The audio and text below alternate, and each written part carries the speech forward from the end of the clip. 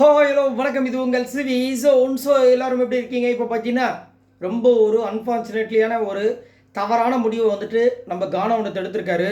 என்ன சொல்கிறதுனே எனக்கு தெரியல.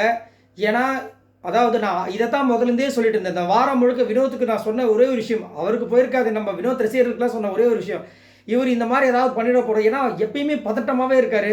அது மட்டும் இல்லாமல் நல்ல ஒரு சான்ஸு, டைட்டிலுக்கு ஒரு செம்ம சான்ஸ் இருந்துச்சு.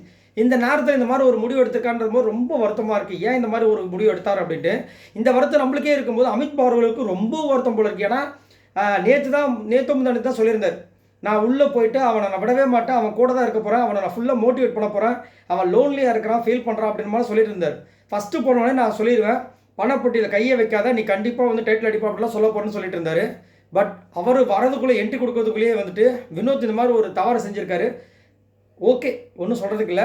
இது வந்துட்டு அமித் பார்கவ் வந்துட்டு அவங்களுடைய சோசியல் மீடியாவில் வந்து ஷேர் பண்ணியிருக்காங்க. ரொம்ப கோபமாக இந்த போக்கிரி படத்தில் வந்துட்டு நம்ம நெப்போலியன் சார் வந்துட்டு போலீஸாக இருப்பாங்க, அந்த துப்பாக்கி எடுத்து ஒரு சொல்கிற மாதிரி ஒரு சீன் இருக்கும் கோவத்தில். இவன் பிரகாஷ் ராஜ் வந்து பேசியிருப்பாங்க, அந்த இதுக்கு வந்து ரியாக்ஷன் கொடுத்துருப்பாங்க. அந்த ஒரு இதை போட்டு கீழே வந்து அவங்க கேட்டிருக்காங்க, ஏதாவது ஆறுதல் சொல்லுங்கள் ப்ரோ பார்கவ் ப்ரோ அப்படின்னு சொல்லிட்டு போட்டு உடஞ்ச மாதிரி ஹாட்டின் கொடுத்துருக்காங்க. அதுக்கு அவர், நான் என்னத்தை ஆறுதல் சொல்கிறது, நானே உடஞ்சி போயிருக்கேன், நான் எங்கே ஆறுதல் சொல்கிறது, நானே உடஞ்சி போய் உட்காந்துட்டுருக்கேன்ற மாதிரி சொல்லி அவருடைய ஒரு ஆதங்கத்தை வந்து தெளிவுபடுத்திருக்காரு. ரொம்ப வருத்தமாக இருக்குது. நிறைய பேர் வந்து கீழே கமெண்ட்ஸில் வந்து இது உண்மையானு கேட்குறீங்க. இது உண்மையான ஒரு விஷயம் சொல்லிட்டு வந்துருச்சு.